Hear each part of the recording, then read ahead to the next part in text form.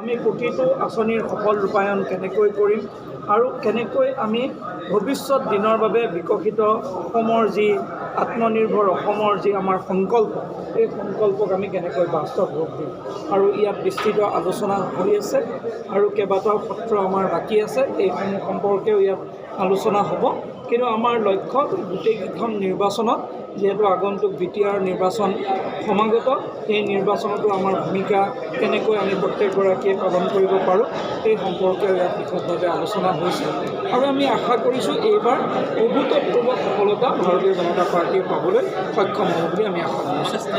কেনেকুৱা হ'ব পূৰ্বৰ যিসমূহ আছিলে তাতকৈ এইবাৰ কেনেকুৱা ধৰণৰ পৃথকভাৱে এনেকুৱা আমি এছেছমেণ্ট কৰিম যে কোনসমূহ অঞ্চলত আমি কেনেকৈ কি কাম কৰিছোঁ আমাৰ প্ৰতিটো আঁচনিয়ে ৰাইজৰ কাষলৈ গৈ পাইছেনে নাই আমি প্ৰতি দলৰ প্ৰতিগৰাকী কাৰ্যকৰ্তাই দায়িত্ব পালন কৰিব পাৰিছেনে নাই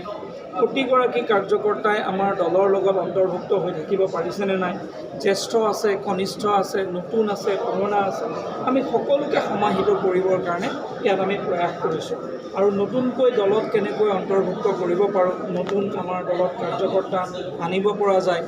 আৰু আমি প্ৰতিখন গাঁও প্ৰতিখন চহৰ প্ৰতিটো ৱাৰ্ডত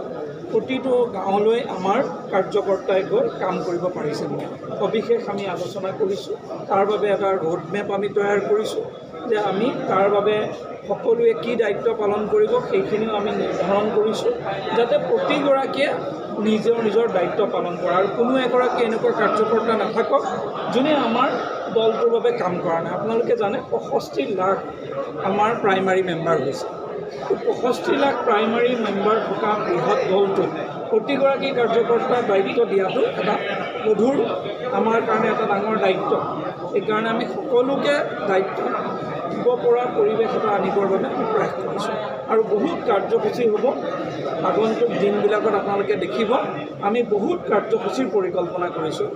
আমি আগষ্ট মাহৰ শেষত কিখিনি কাৰ্যসূচী কৰিম ছেপ্টেম্বৰত কিখিনি কাৰ্যসূচী কৰিম অক্টোবৰত আমি কি কাৰ্যসূচী কৰিম আমি মাহ অনুসৰি কাৰ্যসূচীৰ ৰূপৰেখা প্ৰস্তুত কৰিছোঁ আৰু সেইখিনি ৰূপায়ণ কৰিবৰ বাবে আমি ইয়াত কাৰ্যকৰ্তাসকলক দায়িত্ব অৰ্পণ কৰিম। ঠিক আছে হ'ব